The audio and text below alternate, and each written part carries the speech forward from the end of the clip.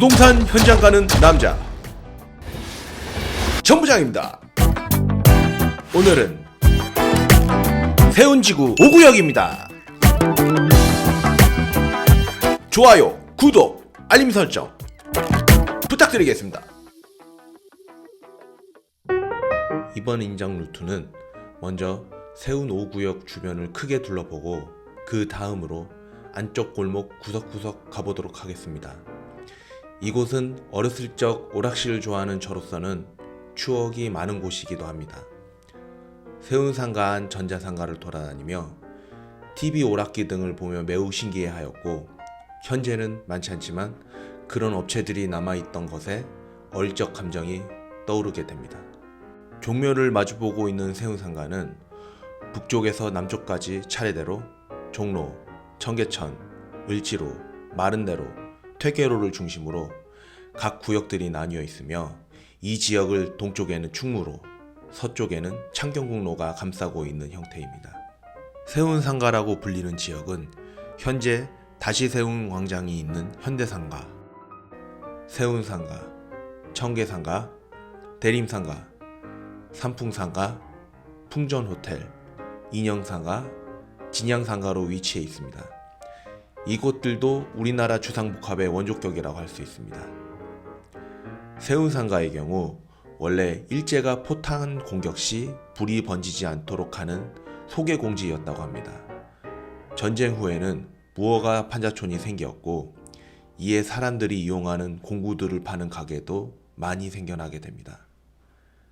1966년 박정희 대통령의 허가를 받아 당시 서울시장인 김현옥 시장이 건축가 김수근에게 의뢰하여 지금의 세운상가 군을 만들게 되었습니다.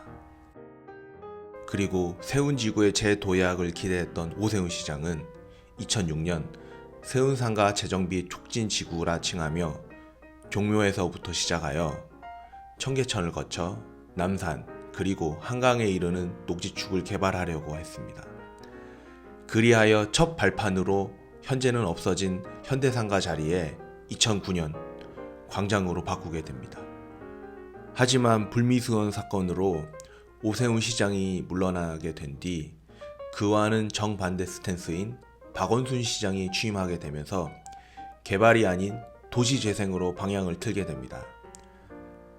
하지만 도시재생의 방향성과 함께 당시 부동산 시장의 침체기 및 규제로 인해 사업들이 연기가 되었고, 이 일대 많은 지역들이 정비구역 해제가 되게 되었습니다.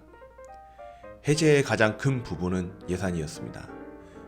민간 자본을 이용하는 재개발과는 다르게 지방자치단체 및 중앙정부의 재정을 이용하는 도시재생의 경우 예산이 부족하여 구역 간에 마찰이 생기게 되었습니다. 이러한 문제들로 인해 매몰 비용 문제가 발생하여 일물제가 도입이 되기도 하였습니다. 일정 기간 동안 사업 진척이 없는 경우 정비구역이 해제될 수 있도록 길을 터주기 위함이었습니다. 이 당시에도 민간자본 투입으로 방향을 틀어야 한다는 말이 많았지만, 박원순 시장은 변함없이 도시재생에 초점을 맞추며 세입자들에 대한 보상을 더욱 강화하여 이주대책 및 보상 방안을 마련하게 됩니다. 그것의 제일 큰 부분 중에 하나가 세운 5구역 청계상가와 대림상가 옆 부지에 주차장과 함께 공공임대시설을 지어 이주한다는 계획이었습니다. 또한 통합개발이 어려우니 정비지역을 소구역으로 나누어 이해관계의 대립을 첨예하게 하였습니다. 그리고 다시 오세훈 시장이 취임하면서 서울시는 4월 녹지생태도심 재창조 전략을 발표하였고, 세운상가군 부지에 녹지 조성이 다시 계획되면서 공공임대시설 건립은 무산됐습니다. 세운상가 일대에 44만 제곱미터 규모의 공원을 만들어 도심의 15% 이상을 녹지로 만든다는 계획입니다. 상부공원 조성 및 지하공간 개발, 지하보행 네트워크로 구축하는 방향으로 틀게 된 것입니다. 더불어 서울시에서는 박원순 시장 시절의 협약서를 받아들일 수 없다는 것과 함께 중구청에게 다시 상생협약서에 대해서 마련하라 하였습니다. 그래서 10월 11일 주민 갈등 관리 회의를 풍전 호텔에서 가지게 되었는데 주민 갈등 관리 회의장 안에서는 큰 문제가 없어 보였으나 회의 후 사석에서는 투쟁을 해야 하는 거 아니냐는 의견이 나오기도 하였습니다. 4월에 이어 서울시는 2040 도시기본계획을 통해 세운지구를 신산업 허브로서 언급하며 다시 과거의 고밀도 개발 계획을 발표하였습니다. 4+1 축으로 광화문시청, 인사동 명동, 세운지구, 글로벌 상업축, 동대문 DDP 등을 축으로 도시기본계획의 방향을 세웠습니다. 더불어 용적률 상향, 한양 도성 인근 높이 90m 제한 해제 등을 하며 중구, 종로구, 상업지역에 대한 비전 제시를 하였습니다. 세운지구 하단부라고 할 수 있는 부분인 6구역들은 다른 시간을 통하여 알아보는 것으로 하고 오늘은 상당 구역인 2, 3, 4, 5구역의 현재 진행 상황에 대해 간략히 말씀드리겠습니다. 세운 2구역의 경우 5구역과 같이 발전이 없는 소규모로 지역이 쪼개져 있었고 해제안이 발표하였다가 일몰이 지난 구역을 대상으로 통합 정비 방안을 수립 중에 있고 연내 정비 계획안을 마련하고 내년 초부터 정비 계획 절차를 추진해 나간다는 방침입니다.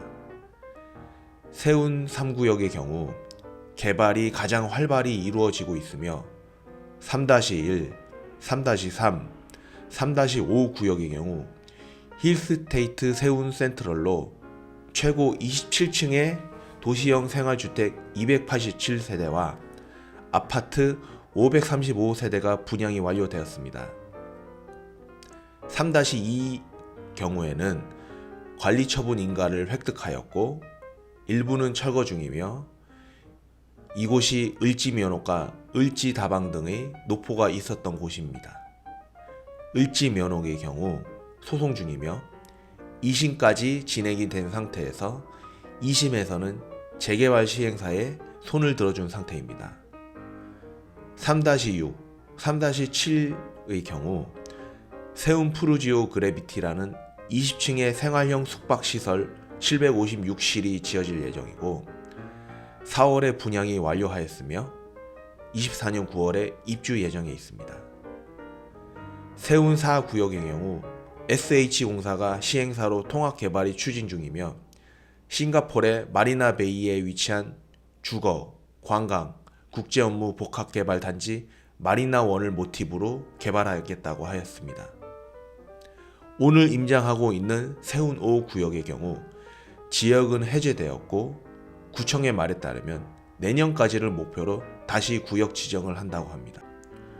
구역마다 대로변에 인접한 지역의 경우 월세도 많이 나오는 데다가 매가 자체가 비싸지만 그로 인한 양도세로 현재 보유하고 있는 지역만큼의 동급지 혹은 상급지로 이동하기가 쉽지 않기 때문입니다. 또한 지주분들의 나이대가 상당하기 때문에 개발에 대한 인식 또한 좋지 않은 데다가 차라리 증여하시겠다는 분들도 적지 않습니다. 세운 5구역의 경우 대로변가의 건물들은 지분 평당 1억 1천으로 거래된 바가 있고 현재 호가는 최대 1억 5천에 달합니다. 하지만 구역 안쪽은 7천에서 9천까지의 가격을 형성하고 있어 입지를 보고 투자하시기에는 안쪽 구역도 추천드릴 수 있을 것 같습니다. 세운지구는 일반 재개발과는 다른 도시정비형 재개발이기도 하지만 주택 재개발과는 다르게 입주권을 보고 투자하는 방식이 아닌 개발을 주도하는 시행사가 땅을 매입하거나 토지 소유자가 땅을 매입하는 방식으로 가기 때문에 현금 청산된다는 오해를 사기도 합니다. 현금 청산되는 것과 지주나 시행사가 매입을 하는 것에는 뉘앙스의 차이도 있고 구별할 필요가 있습니다. 반대로 말하면 입지 좋은 곳에서 매도자분들이 생각보다 가격을 못 받았다는 측면으로도 해석할 수 있습니다. 현재 매물이 많은 것은 아니지만 조정 국면에 따른 급매물이 나오고 있고 타이밍에 맞게 투자하시는 것을 추천드리겠습니다. 끝으로 세운 5구역에서 전부장이 드리는 투자 포인트는 첫 번째, 재개발이긴 하지만 다른 재개발들과 같이 입주권을 위한 재개발이 아니라는 것. 두 번째, 그래서 매매 차익을 위한 투자 지역이고 주택 투자와는 구별해야 한다는 것. 세 번째, 현재 구역 안으로는 지분 평당 7천만 원에서 9천만 원까지 거래가 되고 있고 대로변으로는 1억이 넘어가는 선에서 거래가 되고 있다는 것. 마지막으로 상가와 주택이 혼재되어 있어 전문가와 상의 후 매수 플랜을 짜야 한다는 것입니다. 세운지구의 경우 어떻게 바뀔지에 대한 청사진을 제시하는 것이 매우 어렵습니다. 전부장과 전문 공인중개사에게 상담을 받아보시기 바랍니다. 하단 더보기란에 있는 블로그와 채팅을 이용하여 연락 주시기 바랍니다. 오늘도 시청해 주셔서 감사합니다. 전부장이었습니다.